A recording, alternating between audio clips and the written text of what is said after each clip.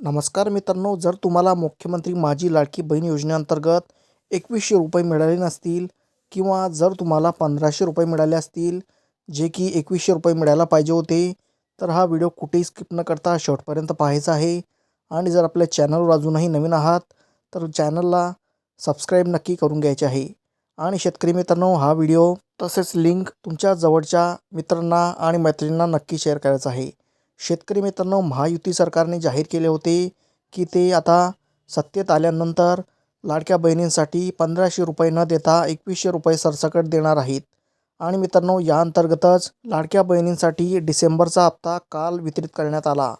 पण मित्रांनो, खूप मोठ्या प्रमाणावर महिलांना 2100च्या जागी 1500 रुपये वितरित करण्यात आलेले आहेत.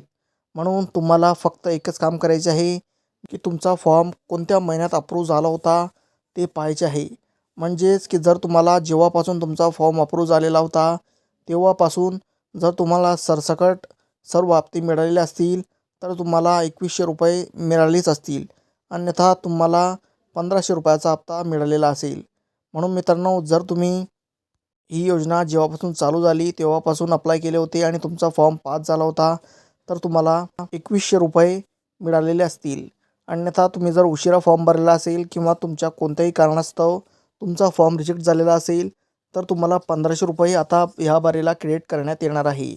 म्हणून मित्रांनो, जर तुम्हाला ह्या वेळेला 1500 रुपये मिळाले असतील तर पुढच्या वेळेला तुम्हाला 100% आणि नक्की 2100 रुपये मिळणार आहेत, याबाबत कोणती खात्री नाही. आणि जर तुम्ही पूर्वीपासूनच फॉर्म पास झालेला असून आणि तुमचा फॉर्म अप्रूव्ह झालेला असेल तर तुम्हाला 2100 रुपये मिळणार आहेत. म्हणून मित्रांनो, जर 1500 रुपये तुम्हाला अजूनही मिळालेले असतील तर थोड्या वेळाने किंवा काही दिवसात तुमच्या बँक खात्यात उर्वरित पैसे वितरित करण्यात येतील आणि हे सर्व पैसे तुम्हाला 100% मिळणार आहेत. तर मित्रांनो, हा व्हिडिओ तुम्हाला कसा वाटला ते कमेंट सेक्शनमध्ये नक्की सांगा. आणि जर आपल्या चॅनलला अजूनही सबस्क्राईब केलं नसेल तर बेल आयकॉन दाबून चॅनलला नक्की सबस्क्राईब करून घ्या.